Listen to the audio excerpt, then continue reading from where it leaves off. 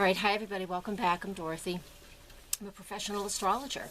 You can find me on the web at nhastrologer.com, and thank you for finding me here. So please share my channel. This is, well, it's good information for everybody, so why not? So today I want to talk about the month of September for each of the zodiac signs, and it is best if you, when you follow these and you go find your zodiac sign, that you actually find the sign for your rising. You know, what time you, if it's related to what time you're born. So that's the best way to do this. So when I'm speaking about any of the zodiac signs, it is a generalized forecast with some details, because I'm giving you the details about what's going on in the solar system, but how it relates to you as an Aries or a Gemini or a Taurus, whatever. It will be even more accurate if you know what your rising sign is. All right, I'm going to leave you with that. And let's get started. All right, Libra, this is for you for the month of September. Now, on September 1st, we have Venus and Mars conjunct in the sign of Leo. Venus is retrograde at this point in time, and this conjunction goes on in your solar 11th house. That means Venus and Mars are moving through that area. And as a Libra, you know, you guys are very social, very friendly, you know, pretty balanced. You know, you don't want to hurt people's feelings, and everything about life is usually pretty balanced. Or if you're way out of balance, you're going to feel that too. All right. Now, with Venus and Mars moving through that 11th house, now the 11th house is the other one of the air houses, and what we get with that energy for you is that, you know, you're going to be feeling like you need to engage in groups and a lot more friendships. You're going to be finding some quirky friends to deal with. You're going to be learning over the last few weeks, because of the retrograde of Venus, what it is you value in regards to your friends, what you're passionate about, what they're not passionate about. So these are activities that have been going on, you know, through August, and they're being very much highlighted the 1st of September and also September 6th, and then moving forward from that. So basically the month of September, you're really going to be recognizing, if you hadn't already, you're going to be recognizing what is right and what is wrong in the friendships and the groups that you belong to. All right? What those values are. On the 8th, we also have Mars, you know, from your 11th house, making a trine aspect over to Uranus and Aries in your 7th house of partnerships.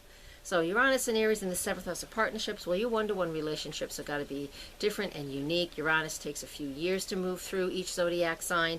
So things have been just very different, very unique, very unusual for you. Mars is going to highlight that even more. Could very well be that you meet somebody at one of your group activities and you end up becoming, you know, intimate partners or business partners. There's not a lot here that says much about business, but in this month anyways for you guys, but you know, you could be a business partnership or at least a really good friendship. It could be more than that.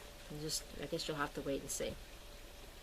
What we get here now as well, on September 9th, we also have Mercury in Libra making a square aspect to Pluto in Capricorn, and that's really difficult. That's difficult situations. That's from the 1st house to the 4th.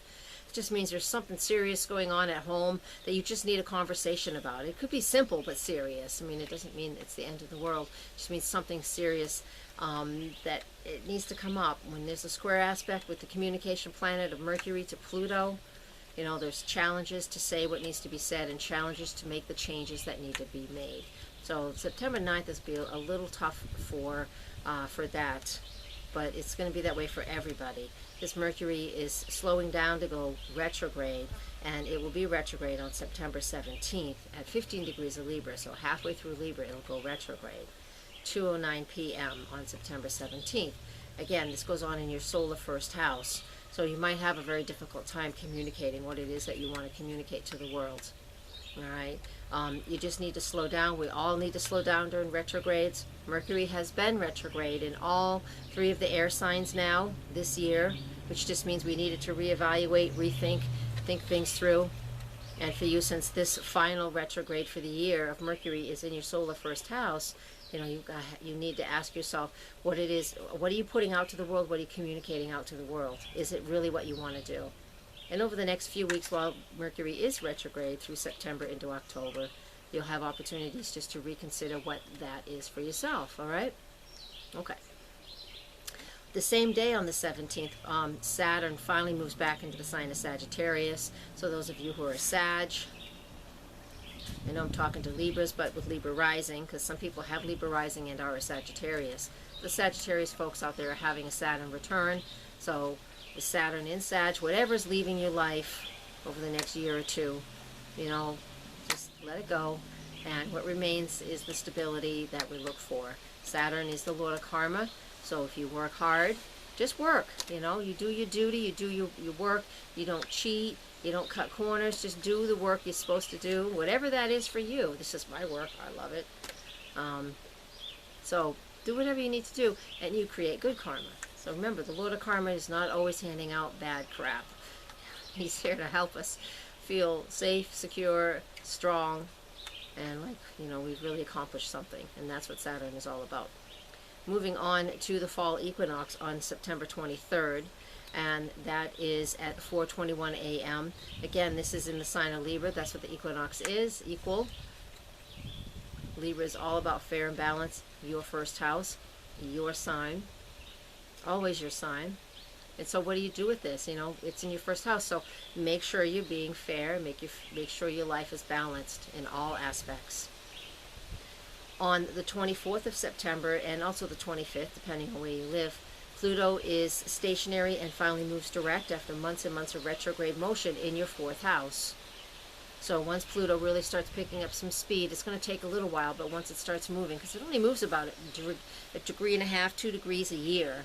But once it starts moving for its speed, you know, secrets get to be revealed, hidden things get to be revealed, things that have been kind of just under the surface. And this is in your fourth house, so in regards to home and family and how secure you're feeling there. Pluto's been there for a long time, so this is nothing new, so don't panic. Nothing new. This just means that, you know, now that it's in a direct motion, you will be able to really truly see, you know, what you're in control of at home and what needs to change, if anything. The final aspect that I want to talk about for this month, for September, is the full moon lunar eclipse. It is on September 27th. It is at 4 degrees of Aries at 10:51 p.m. Eastern Time. This is in your solar 7th house. And so with this in the 7th house, that means that there is something going on in your partnerships and relationships. It's over there near Uranus. It's not conjunct Uranus, but it's near Uranus. And so whatever you've been going through with Uranus and Aries over the last year or two, Libra, then this eclipse in this sector will definitely shake things up a little bit more and, you know, really shine the bright light of you know, the Aquarian age on the 7th house. What does that mean? That was a really weird sentence, wasn't it?